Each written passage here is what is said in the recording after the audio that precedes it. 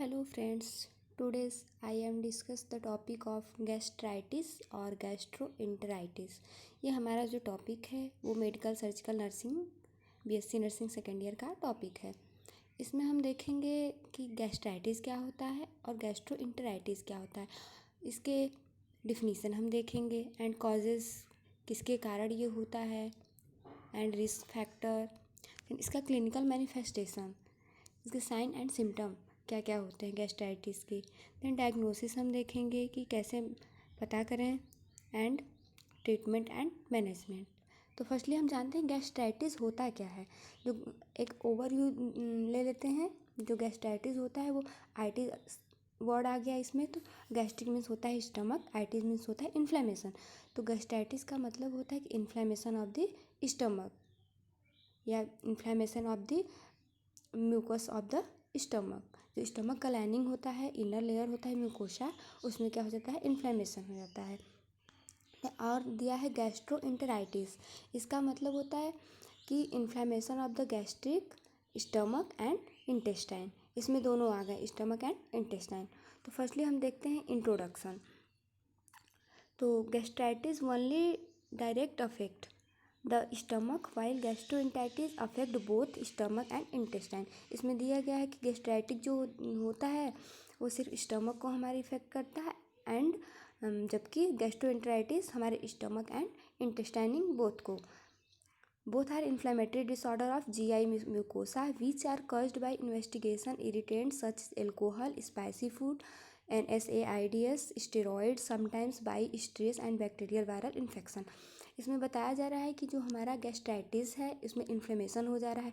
ये किसके कारण हो रहा है? अगर हम कोई इरिटेंट्स थिंग्स को इंजेस्ट कर ले रहे हैं, जैसे कि एल्कोहल हो गया, बहुत ही स्पाइसी फूड हो गया, इसके कारण क्या होता है, हमारे स्टमक में इरिटेशन होने लगता है। तो इसकी वजह से इन्फ्लेमेशन हो जाता है और गैस्ट्राइटिस हो जाता है। जैसे हो गया हमारा मेडिकेशन NSAIDs, इसका फुल फॉर्म होता है non steroidal anti inflammatory drugs. इसकी वजह से भी हमारे स्टमक में इरिटेशन होता है। एंड स्टेरॉइड्स एंड समटाइम बहुत ज़्यादा स्ट्रेस लेने पे या फिर बैक्टीरियल इन्फेक्शन जो हेलिकोबैक्टर पैलोरी बैक्टीरिया होता है एंड साल्मोनेला सिगेला या ई कोलाई बैक्टीरिया होता है, उसके वजह से हो जाता है। एंड वायरल इन्फेक्शन वायरस के वजह से भी होता है। तो हम देखें इसमें कि क्या किस वजह से हो रहा है, हमारा स्पाइसी फूड से, एल्कोहल से and then non steroidal anti inflammatory drugs से या फिर बहुत ज़्यादा स्ट्रेस लेने से, इसके वजह से हमारा गैस्ट्राइटिस और गैस्ट्रोएंटेराइटिस हो रहा है कॉज। देन हम डिफिनीसन देखते हैं क्या होता है डिफिनीसन। तो हमारा गैस्ट्रोएंटेराइटिस, इसको हम लोग देख चुके हैं पहले ही कि गैस्ट्रोएंटेराइटिस क्या होता है कि inflammation of the stomach, gastric mucosa and intestine. तो लिखा है and inflammation of the intestine and gastric mucosa is known as gastroenteritis. And then gastritis क्या होता है, तो inflammation of the mucous membrane of stomach. जो हमारे स्टमक का म्यूकस मेम्ब्रेन होता है, इनर लेयर होता है, उसमें क्या हो जाता है, इन्फ्लेमेशन हो जाता है।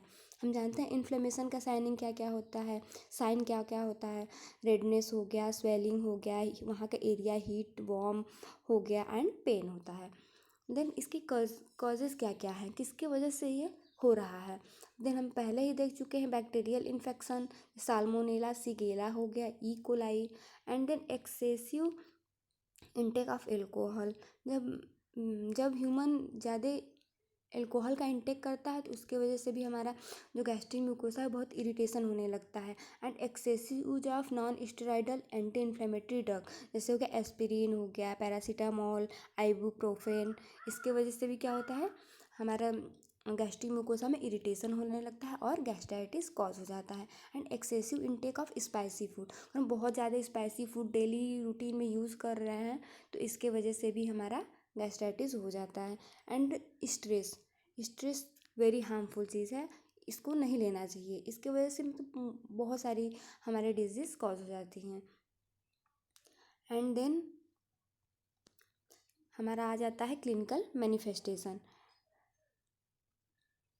तो इसमें हम देखते हैं कि साइन एंड सिम्टम, जब गैस्ट्राइटिस होता है तो हमारे बॉडी में क्या क्या साइन एंड सिम्टम अपीयर होते हैं।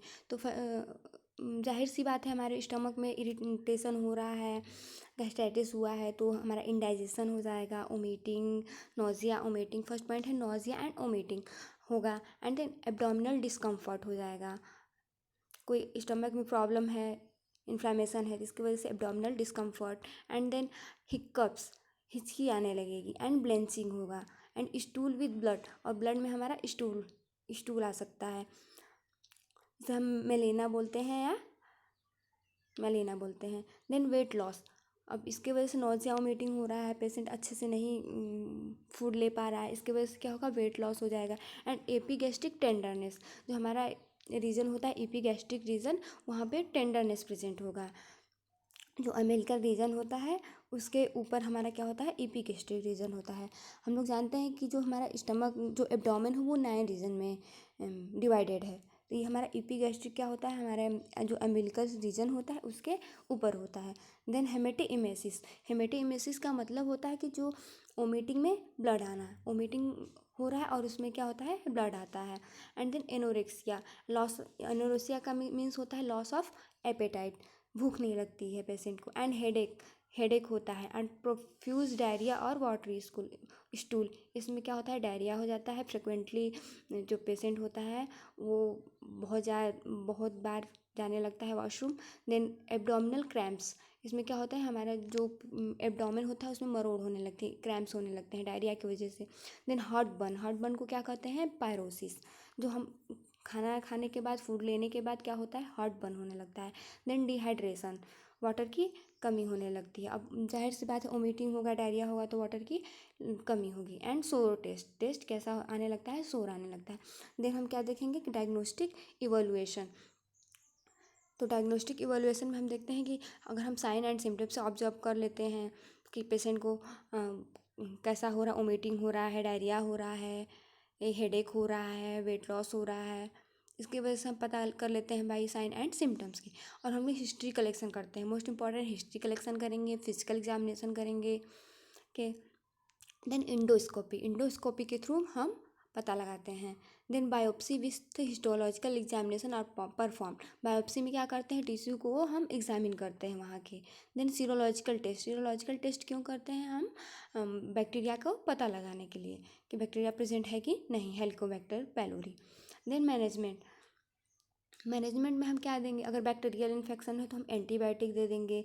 एंटीबायोटिक एमोक्सिसिलिन, इरिथ्रोमाइसिन, टेट्रासाइक्लिन, ये सब हम यूज़ करते हैं। देन एंटासिड हमारे एक्सेसिव सिक्रीशन हो रहा है HCl का, तो उसको न्यूट्रलाइज करने का काम करता है। तो एंटासिड में क्या आ जाएगा, हमारा aluminium hydroxide. Then proton pump inhibitor, ये भी हमारे जो सिक्रीशन होता है HCl का उसको डिक्रीज करता है। तो इसके अंदर आ जाएगा हमारा lansoprazole and omeprazole. Then H2 blockers, ये भी, इसका भी वही वर्क होता है। ये इसका एग्जांपल है रेनिटिडीन। देन एंटी इमेटिक्स, जब हमें ओमेटिंग बहुत ज़्यादा हो रहा है तो उसके लिए हम क्या यूज़ करेंगे, anti emetics for stop vomiting and nausea. इसका एग्जांपल है डोमप्रीडॉन, जो ड्रग है। एंड देन अगर इफ़ बहुत ज़्यादा डायरिया हो रहा है तो हम एंटी डायरियल ड्रग को प्रिस्क्राइब करेंगे। देन हमारा आ जाता है नर्सिंग मैनेजमेंट। क्या नर्सिंग मैनेजमेंट होता है, तो पेशेंट को क्या एडवाइस देना चाहिए कि वो करें, तो हम क्या देंगे उनको कि administer IV fluid as prescribe, जितना हम डॉक्टर दिए होंगे, प्रिस्क्राइब किए होंगे, उतना हमें उनको क्या हुआ, IV फ्लूइड्स देना है। अगर फ्लूइड वॉल्यूम डेफिसिट हुआ है, बहुत ही डिहाइड्रेशन हुआ है, तो हमें IV फ्लूइड देना नेसेसरी होता है।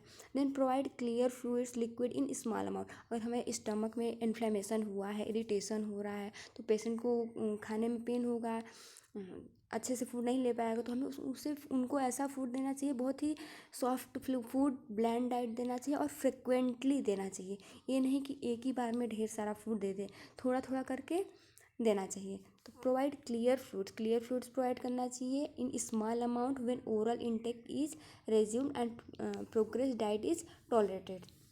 Okay, then administer medication is prescribed if vomiting, diarrhea, anti emetic and anti diarrhoeal, अगर पेशेंट को डायरिया हो रहा है तो एंटी डायरियल ड्रग देंगे, एंड वोमिटिंग हो रहा है तो एंटी इमेटिक्स देंगे। देन हमारा आ जाता है instruct the patient not to take gastric irritants. हमें ये भी करना चाहिए कि पेशेंट को अवॉइड करना चाहिए गैस्ट्रिक इरिटेंट्स, जैसे हो गया कॉफ़ी हो गया, बेवरेज हो गया, एंड एल्कोहल, स्पाइसी फूड, और फिर वेरी हॉट और कोल्ड ड्रिंक को नहीं लेना चाहिए। इससे क्या होता है, हमारे स्टमक के म्यूकोसा को इरिटेशन होने लगता है। देन नर्सेस को एडमिनिस्टर करना चाहिए मेडिकेशन एज ऑर्डर, जो डॉक्टर ऑर्डर के अधिक एक्सेसिव सिक्रेशन हो रहा है हमारा HCl का, तो फिर एंटासिड, फिर पेन है, इफ पेन आर प्रेजेंट है तो हमें क्या देना चाहिए, एनाल्जेसिस, मॉर्फिन हो गया, म्यू मेप्रीडीन हो गया, एंड एंटी कोलिनर्जिक्स, ये हमें प्रिस्क्राइब, इफ़ डॉक्टर प्रिस्क्राइब किए हैं तो देना चाहिए। देन नर्सिंग डायग्नोसिस, इसमें नर्सिंग डायग्नोसिस क्या क्या बन सकते हैं, तो हमारा जाहिर सी बात है, अब बहुत वोमिटिंग हो रहा है, डायरिया हुआ है, इससे क्या हो जाएगा, फ्लूइड वॉल्यूम डेफिसिट। तो फर्स्ट है क्या है कि risk of fluid volume deficit related to hemorrhage और bleeding via vomiting and stool, इसके वजह से भी पेन हो सकता है, एंड एक्टिविटी इंटॉलरेंस हो सकता है, एंड एजुकेशन का लैक है, डिफिसिट है एजुकेशन, एंड एनजाइटी। तो सेकंड है impaired nutritional less than body requirement related to changes in digestive progress and altered absorption of nutrients. तो क्या हो जाता है, इम्बैलेंस न्यूट्रिएंट्स हो जाता है, न्यूट्रिशन हो जाता है। देन पेन होता है, ये भी एक नर्सिंग डायग्नोसिस है। Then deficit knowledge related to disease prognosis, treatment, self care, discharge and needs. Then anxiety related to changes in health status, disease process. Thank you.